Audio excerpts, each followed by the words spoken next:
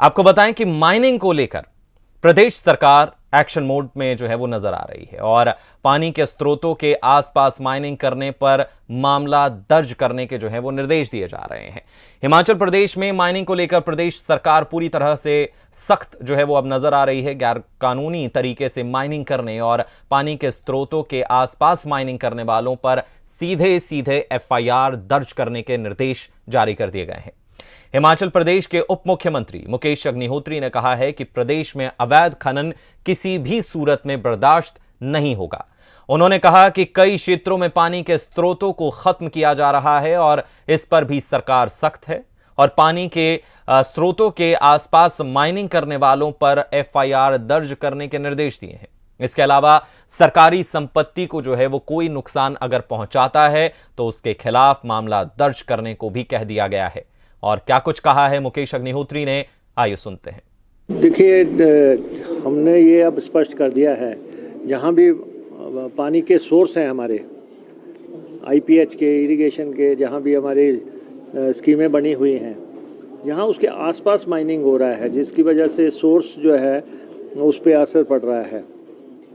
हमने स्पष्ट कर दिया है कि विभाग के अधिकारी जो है उसमें एफआईआर करवाएं और हमीरपुर में भी हमने एफआईआर करवा दी है।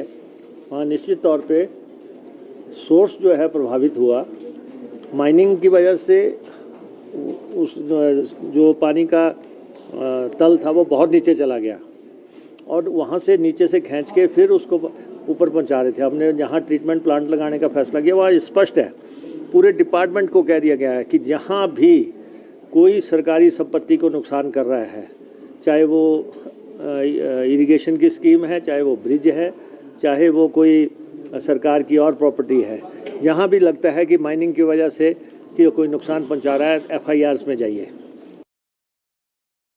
न सिर्फ हिमाचल की बल्कि भारत के कई राज्यों की बहुत बड़ी समस्या है और इस समस्या पर चर्चा के लिए हमारे साथ विजयपुरी जी जो हैं वो जुड़े हुए हैं। सर, सवाल यही है कि इलीगल माइनिंग जो है वो हिमाचल में कई सालों से चल रही है और हर सरकार इस पर एक्शन लेने की बात करती है और ऐसा ही कुछ दोहराया गया सुखू सरकार के द्वारा।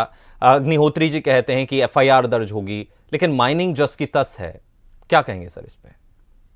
देखिए, ये दुर्भाग्यपूर्ण है कि हिमाचल में माइनिंग जो खनन माफिया जो है वो बहुत ज्यादा हावी है और ये भाजपा सरकार जब सत्ता में, कांग्रेस सरकार ये आरोप लगाती रही कि खनन माफिया के वो हावी है और भाजपा सरकार कुछ नहीं कर पा रही। अब कांग्रेस सरकार है तो कांग्रेस सरकार कुछ भी बोल रही है, धीरे धीरे देखिएगा आप कि भाजपा भी आरोप लगाएगी कि खनन माफिया हावी है। सही मायनों में हिमाचल सरकार को अपना आधारभूत ढांचा इस तरह से मजबूत करना होगा, अपना पुलिस तंत्र जो है इस तरह से मजबूत करना होगा कि वो खनन माफिया पर काबू पा सके। अब मैं आपको बता रहा हूँ कि ये माइनिंग जो है सिर्फ पेयजल स्रोतों को खराब नहीं कर रही है, जो आईपीएच की योजना को ही जो है वो झटका नहीं दे रही है। इसने जो है वो नदियों का स्तर बहुत नीचे तक गिरा दिया है, नदियां कई फीट नीचे तक चली गई हैं। दूसरा ये है कि इन नदियों के ऊपर जो पुल बने हुए हैं उनके आसपास भी माइनिंग हो रही है। इस वजह से पुल जो है वो उनकी जड़ें खोखली हो रही हैं और ये एक सर्वे में आया है कि ये माइनिंग की वजह से पुल जो है वो खोखले हो रहे हैं और जो है इस पर अंकुश लगाया जाना जरूरी है। अब देखिए आप, जो अभी ये जो पेयजल योजना है, जो नादौन की पेयजल योजना जो है प्रभावित हुई है, उससे लगभग 1000 लोग जो है वो डायरिया से ग्रसित है और ये गंभीर समस्या है। इस पर काबू पाया जाना जरूरी है और इस पर काबू पाने का तरीका यही है कि खनन माफिया पर पूरी तरह से अंकुश लगाया जाए, अधिकारियों को कार्रवाई करने की खुली छूट दी जाए और पुलिस तंत्र को मजबूत किया जाए, विभागीय कर्मचारियों को जो है मजबूत किया जाए ताकि वो खनन माफिया पर काबू पा सके। सर, संक्षिप्त में जानना चाहूंगा, क्या लगता है कि सुक्खू सरकार इन माफियाओं पर लगाम लगाने में कामयाब होगी? देखिए, ये ऐसा नहीं है, अगर सरकार चाहे तो काबू पाया जा सकता है और माफिया पर अंकुश लगाया जा सकता है।